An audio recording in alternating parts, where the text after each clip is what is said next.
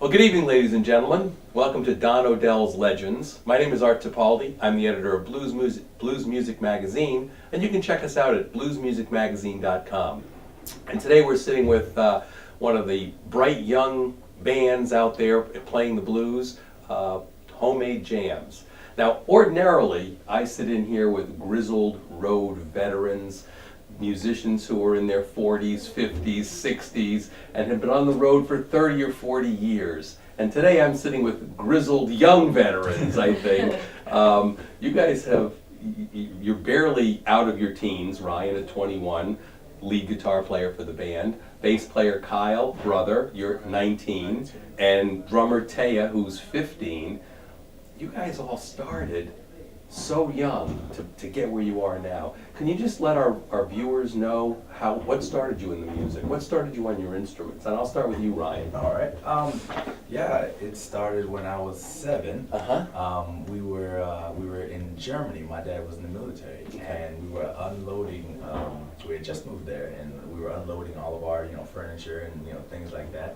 And I found my dad's old guitar and harmonica, and I asked him what it was. Because at 7 years old, I didn't even know what a guitar was. And I was just starting to put together music with artists, and figure out, oh, this person does this song and stuff like that. And so he told me what the guitar does, and he showed me some examples of guitars in music, and he showed me songs by Stevie Ray Vaughan, B.B. King, Eric Clapton, John Lee Hooker, and people like that, and I was instantly hooked. And my dad is a big blues fan, so whenever he would come home from work and settle down and relax and listen to music, it would always be blues. And I would be right along with him, doing the same thing. So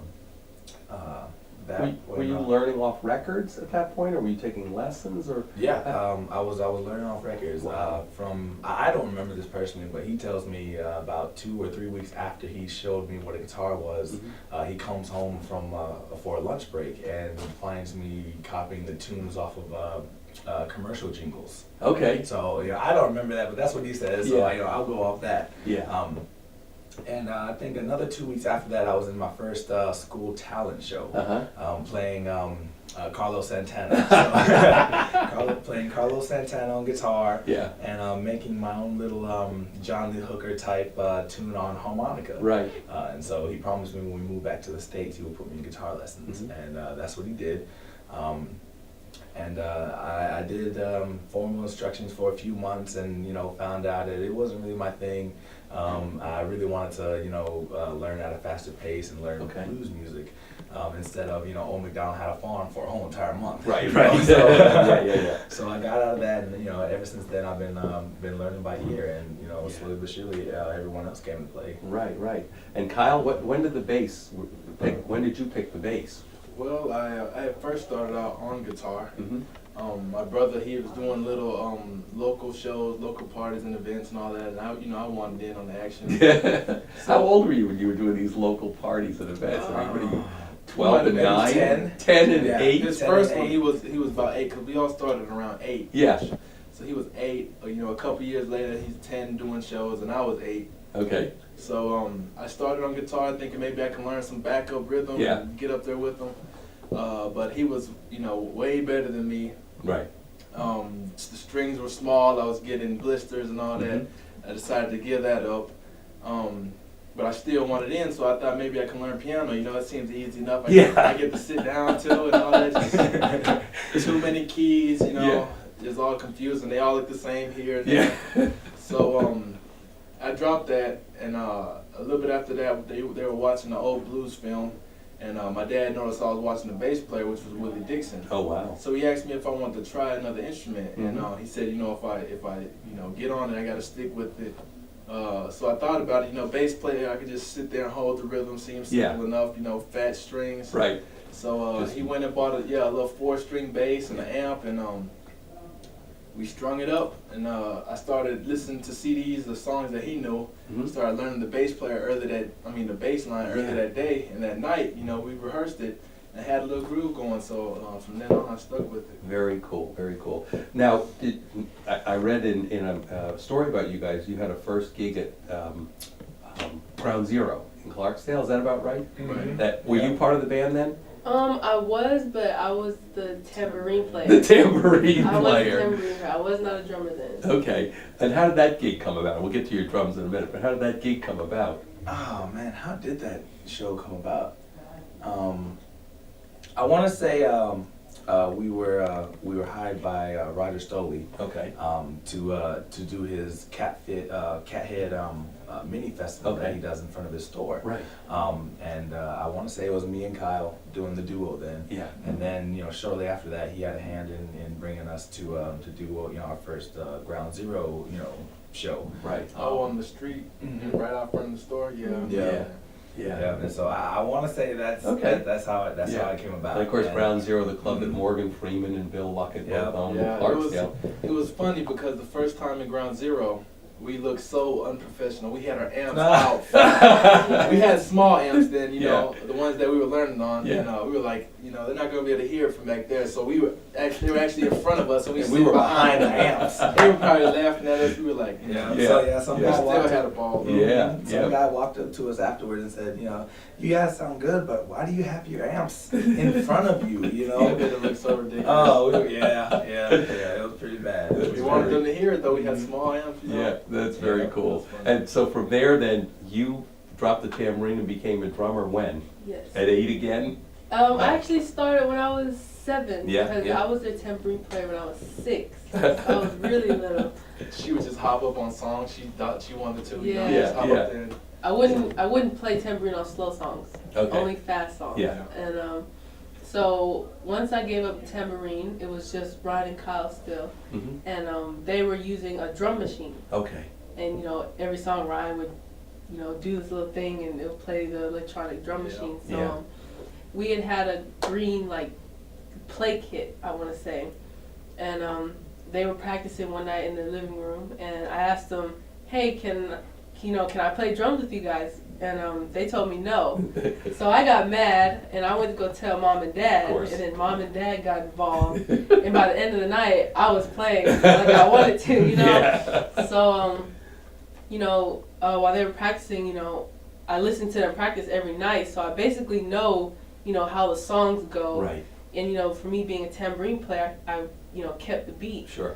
And so by the end of the night, I was playing drums with them, every song, and I was keeping a Simple constant tempo. beat. Yeah. Just keep Yeah. Yeah. 2007 of February, the IBC, that's the International Blues Challenge in Memphis.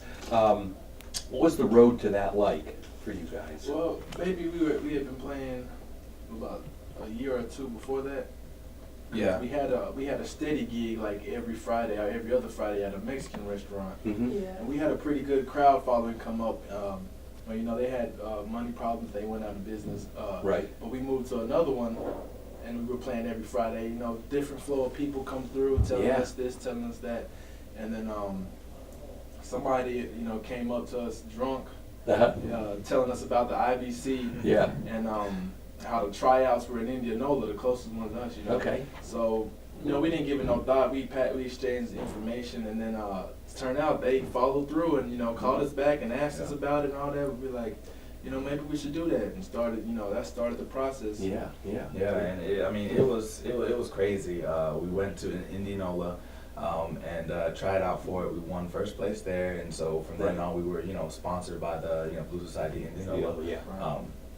And they took us to Memphis, and we had no idea what to expect. We didn't look up any information about the International Blues Challenge. Yeah. We never heard of it until the drunk guy came along. Right. And so we were thinking, it's just maybe a blues competition in a hotel lobby Sure. or something like that.